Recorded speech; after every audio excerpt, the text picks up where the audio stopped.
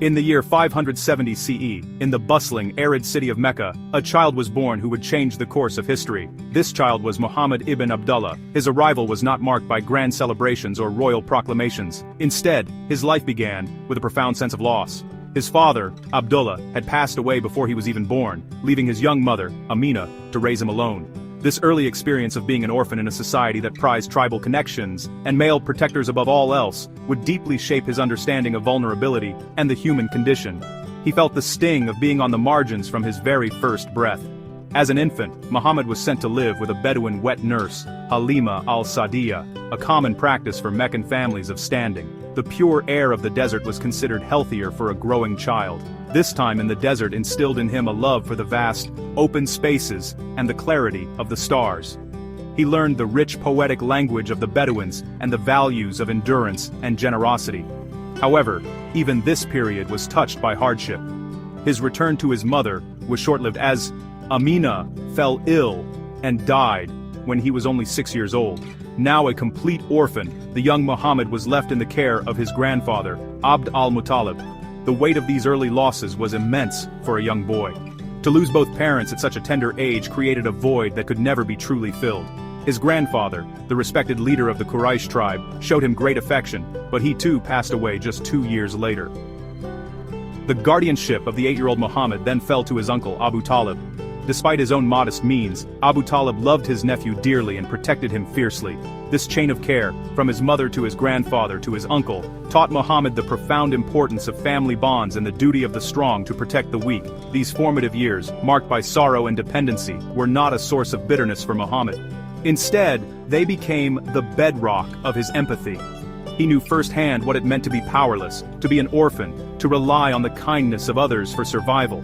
This direct experience of hardship planted the seeds of a deep and abiding compassion that would later blossom into a revolutionary call for social justice. His early life was a silent preparation for a mission that would demand an unwavering commitment to the poor, the marginalized, and all those left behind by the harsh tribal society of pre-Islamic Arabia. As Muhammad grew into a young man, he began to stand out in Meccan society, but not for his wealth or lineage. He was known for his character. In a city driven by ruthless commerce and shifting allegiances, he earned a reputation for his impeccable honesty and trustworthiness. Merchants and traders would seek him out to handle their goods and business affairs, knowing that their property would be safe with him. They gave him the title Al-Amin, which means the trustworthy one. This was not a title he claimed for himself. It was bestowed upon him by the very people who would later become his staunchest opponents. It was a testament to his unwavering integrity in all his dealings. His uncle Abu Talib was a merchant, and Muhammad often accompanied him on long trading journeys to places like Syria. These travels exposed him to different cultures, religions, and ways of life. He saw the world beyond the narrow confines of Mecca and its tribal rivalries. He learned the art of negotiation, not through deception, but through fair dealing and clear communication. These experiences broadened his perspective and reinforced his belief that a person's worth lay in their character, not their material possessions. He observed the injustices and inequalities that existed in the wider world, which further fueled his innate desire for a more just and equitable society. One of the most famous stories of his youth involves the rebuilding of the Kaaba, the sacred cube-shaped structure at the heart of Mecca. A dispute broke out among the clan leaders about who would have the honor of placing the sacred black stone back into its wall. The argument became so heated that it threatened to erupt into bloodshed. To resolve the conflict, the elders agreed that the next man to enter the sanctuary would be the judge. That man was Muhammad. He listened calmly to the proud and angry chieftains. Then, he proposed a simple yet brilliant solution that honored everyone. He asked for a cloak, spread it on the ground, and placed the black stone in its center. He then instructed a representative from each of the warring clans to take a corner of the cloak and lift it together. When the stone was raised to the right height, Muhammad himself with his own hands set it in its place. This act of wisdom prevented a war and demonstrated his unique ability to build consensus and find peaceful solutions. He showed that true leadership was not about asserting one's own power, but about uniting people for a common good. This event cemented his reputation as a wise and fair-minded individual long before his prophethood. As Muhammad approached his 40th year, he became increasingly troubled by the moral and spiritual state of Mecca. He saw a society obsessed with wealth and status, where tribal arrogance led to endless cycles of violence. The poor were neglected, orphans were cheated of their inheritance, and newborn daughters were sometimes buried alive. This spiritual malaise deeply disturbed his sensitive soul. He began to retreat to a cave on Mount Hira, a rocky peak just outside the city. There, in the profound silence, he would spend days and nights in meditation and prayer, seeking answers to the deep questions that haunted him. It was during one of these retreats, in the year 610 CE, that his life was forever changed. While he was meditating in the cave, he was visited by the angel Gabriel. The angel commanded him, "Iqra," which means read or recite. Muhammad, who was unlettered, replied that he could not read. The angel repeated the command twice more, each time embracing him powerfully until he felt he could bear it no more. Then, the first verses of the Quran were revealed to him. Recite in the name of your Lord who created man from a clinging substance. Recite, and your Lord is the most generous, who taught by the pen, taught man that which he knew not. This overwhelming experience left Muhammad shaken and fearful.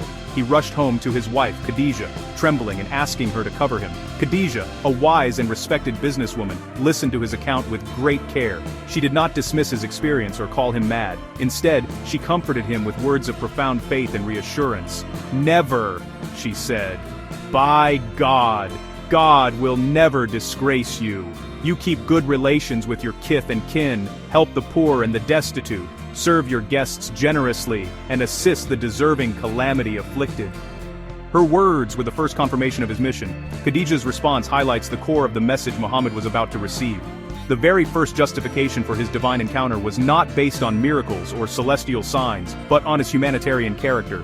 The message of Islam, from its very inception, was intrinsically linked to social responsibility and compassion.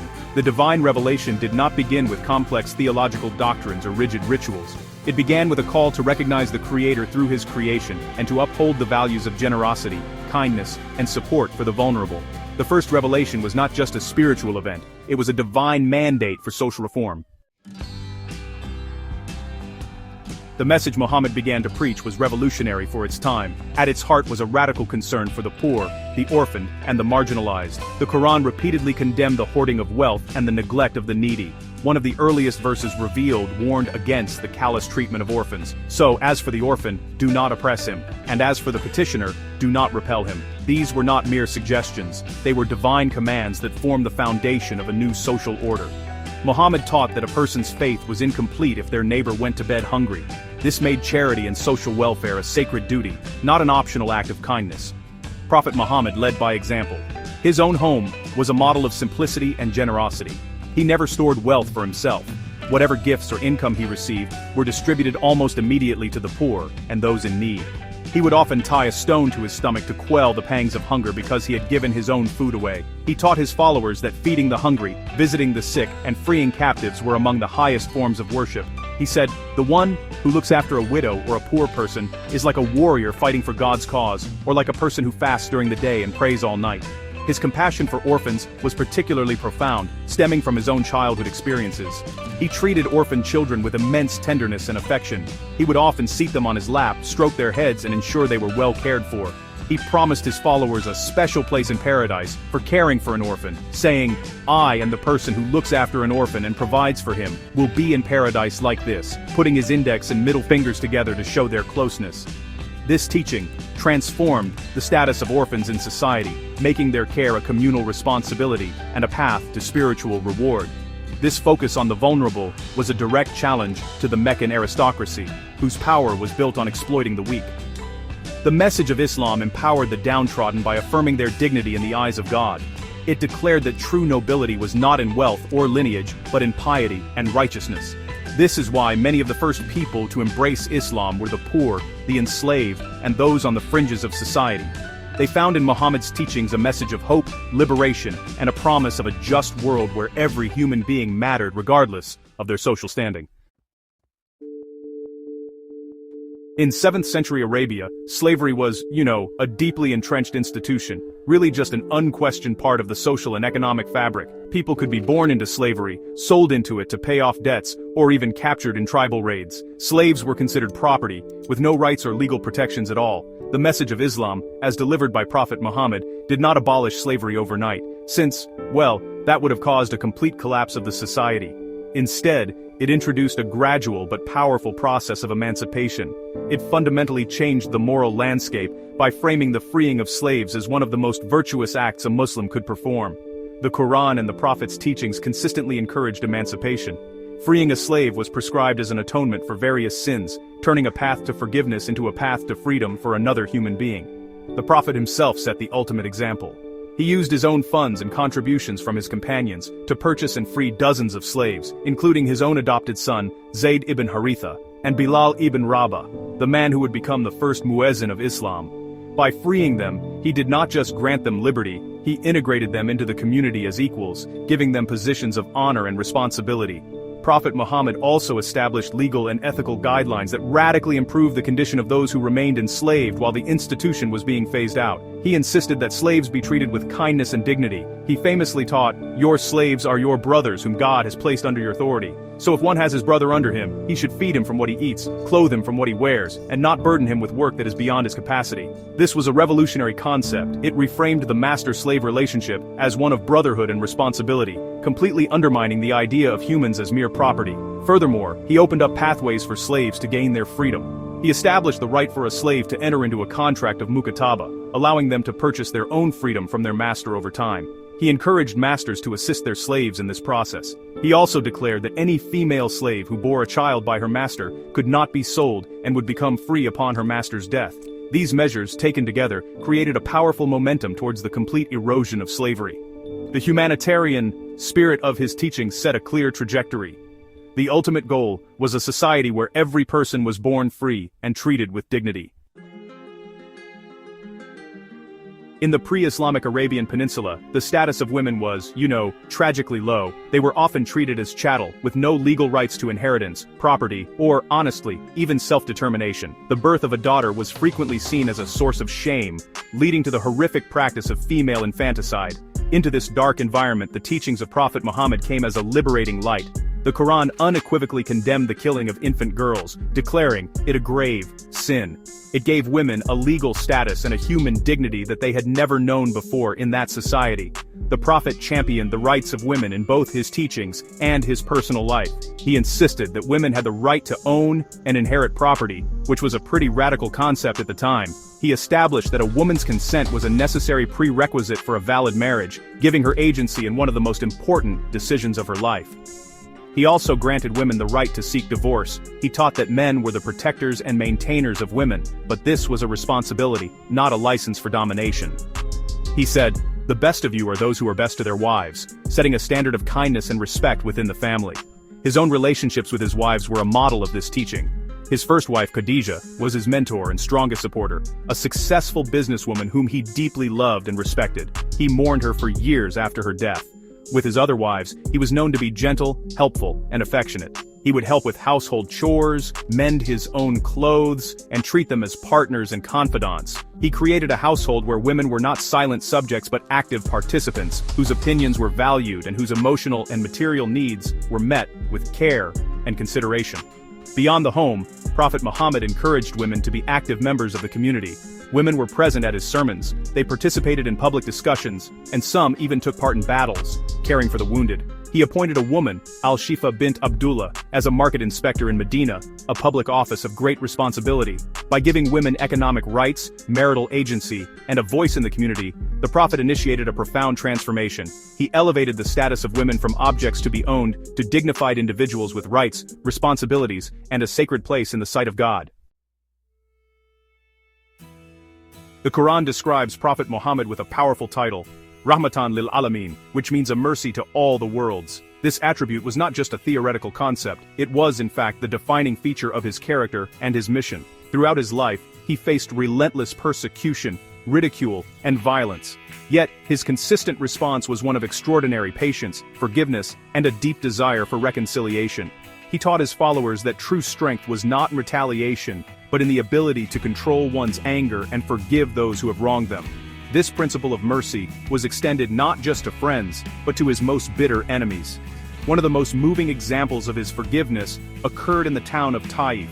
After being rejected and ridiculed in Mecca, the Prophet traveled to Taif hoping its people might be more receptive to his message. Instead, he was met with even harsher hostility. The leaders mocked him and they incited the town's children to chase him out, throwing stones at him until his feet were bleeding.